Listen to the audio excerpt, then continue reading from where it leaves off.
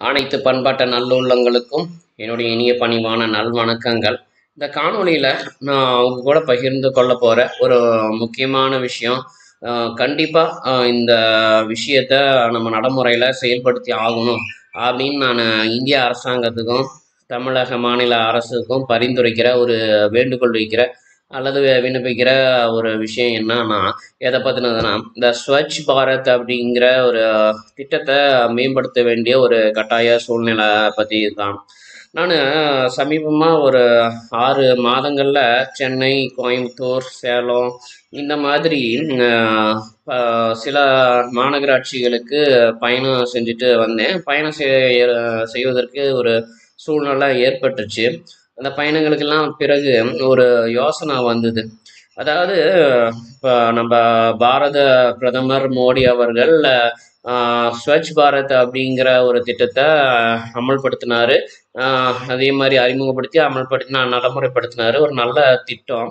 ஆனால் அந்த அந்த நலத்திட்டங்கிறது நடைமுறையில் எந்த அளவுக்கு ஒரு நலத்திட்டமாக செயல்பட்டு இருக்குது, அதை சரியாக பயன்படுத்திக்க கூடியவர்கள் எத்தனை சதவீதம், அதை தவறாக பயன்படுத்துகிறதோ அல்லது அந்த திட்டத்தை வந்து ஒரு நாசம் பண்ணுற மாதிரியான செயல்களில் அல்லது நடவடிக்கைகளில் ஈடுபடுறதும் எந்த மாதிரி இருக்குது அப்படிங்கிறத நடைமுறையில் பார்த்து சில கருத்து கணிப்புகளும் எடுத்தேன். சில கருத்து கணிப்புகள்னு சொல்ல முடியாது, பரவலாக பல கருத்து கணிப்புகளுமே இந்தியா முழுக்க வந்து எடுத்துருக்குது.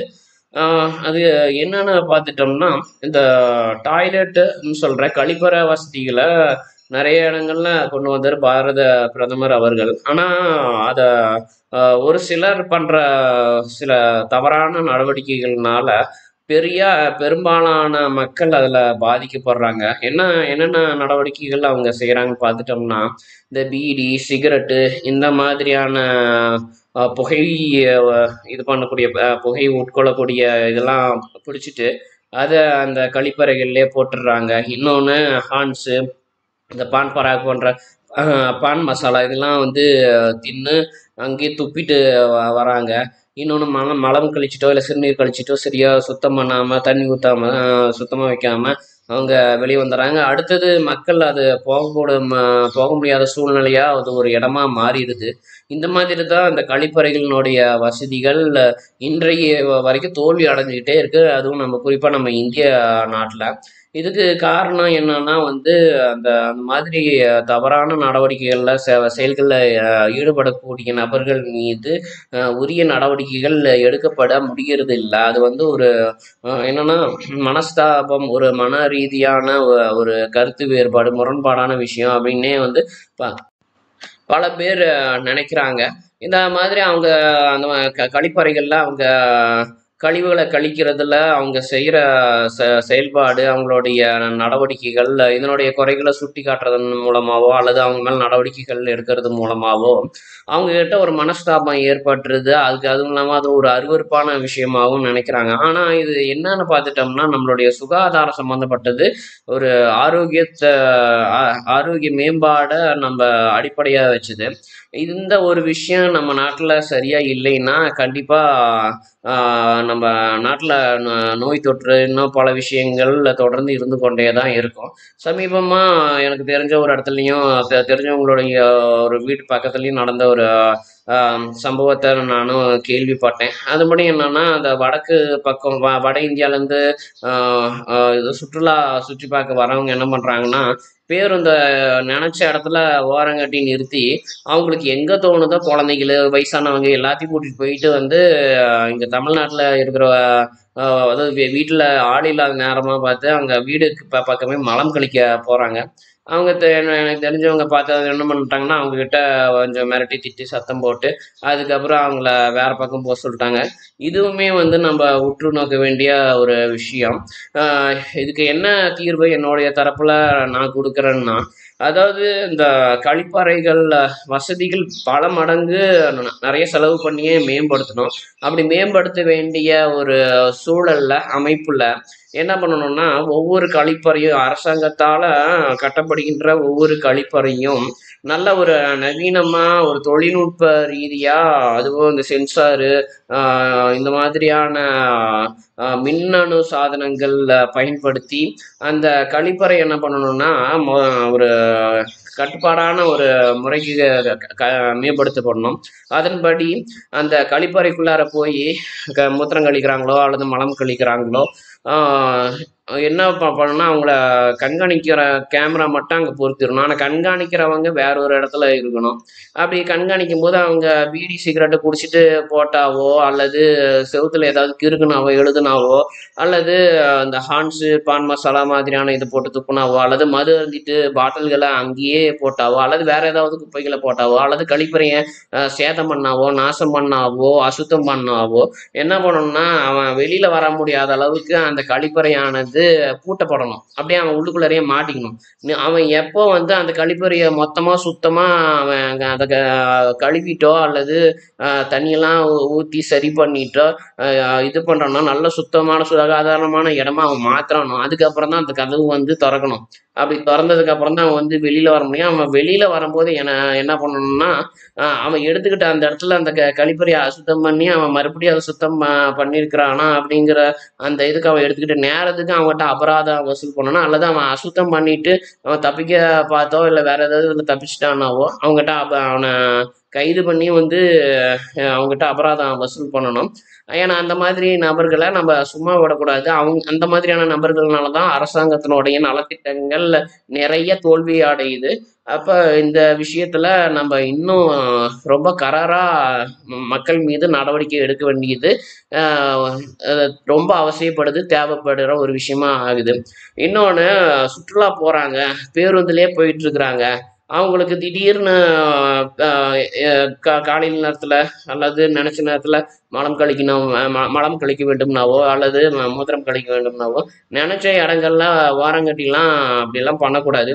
அவங்க எங்கிருந்து சுற்றுலாவை ஆரம்பிக்கிறாங்களோ அந்த சுற்றுலாவில் ஆரம்பிக்கும் போதே அவங்களுக்கு முழு வழிகாட்டுதலும் வந்து கொடுக்கப்படணும். நீங்க காலையில எத்தனை மணிக்கு கொண்டு போய் பேருந்த இந்த மாதிரி ஒரு புத்துணர்வு எடுத்துக்கிறதுக்காக அதாவது குளிச்சு சுத்தமத்தமா ஆவறதுக்கு எத்தனை மணிக்கு நீங்க பண்றதா முடிவு பண்ணிருக்கீங்க. அந்த நேரத்துக்கு உங்களுக்கு எங்க கழிப்பறைகள் குளியல் அறைகள் இருக்கிற வசதிகள் இருக்கிற இடம் இருக்குது அப்படிங்கிறதையும் வந்து முன்கூட்டியே என்ன பண்ணணும்னா அரசாங்கத்து மூலமா அந்த வழிகாட்டுதல் கொடுக்கப்படணும்.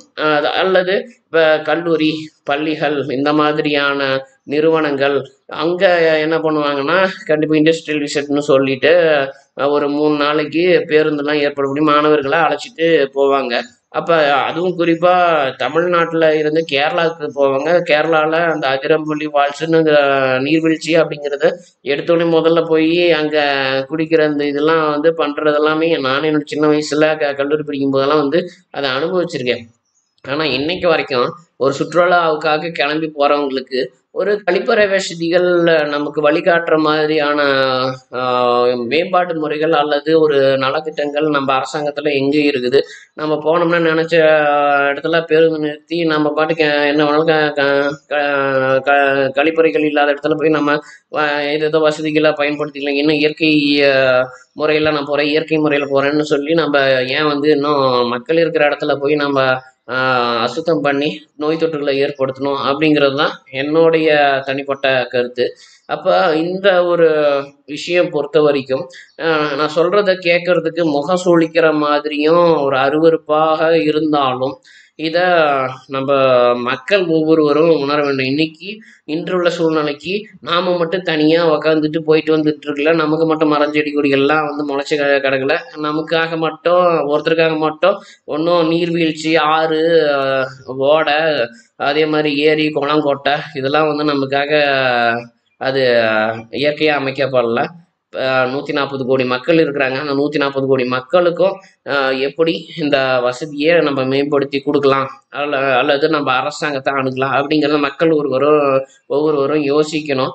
அதே மாதிரி இப்போ ஒரு வழி தெரியாமல் ஒரு நெடுஞ்சாலையில் போகிறவங்க திடீர்னு அவங்களுக்கு ஒரு மூத்திரம் கழிக்கணுமோ இல்லை மலம் கழிக்கணும்னாவோ இல்லை வந்து ஒரு எச்சி வருது, ஒரு சளி வந்து தொண்டை வழியாக வந்து துப்பணும், அது மாதிரி வந்து இல்லை எச்சியை துப்பணும் அப்படின்னா அவங்களுக்கு அருகாமையில் ஏதாவது ஒரு கழிப்பறை, அங்கே ஒரு வாஷ் பேஷன்னு சொல்லக்கூடிய அந்த நம்ம துப்பி அந்த இதை வந்து எச்சில் தண்ணி ஊற்றி கழுவி விடுற இது பண்ணுற மாதிரியான ஒரு வசதி இருந்ததுன்னா கண்டிப்பாக அவங்க கண்ட இடத்துல பார்த்த இடத்துலலாம் வந்து இது பண்ண மாட்டாங்க.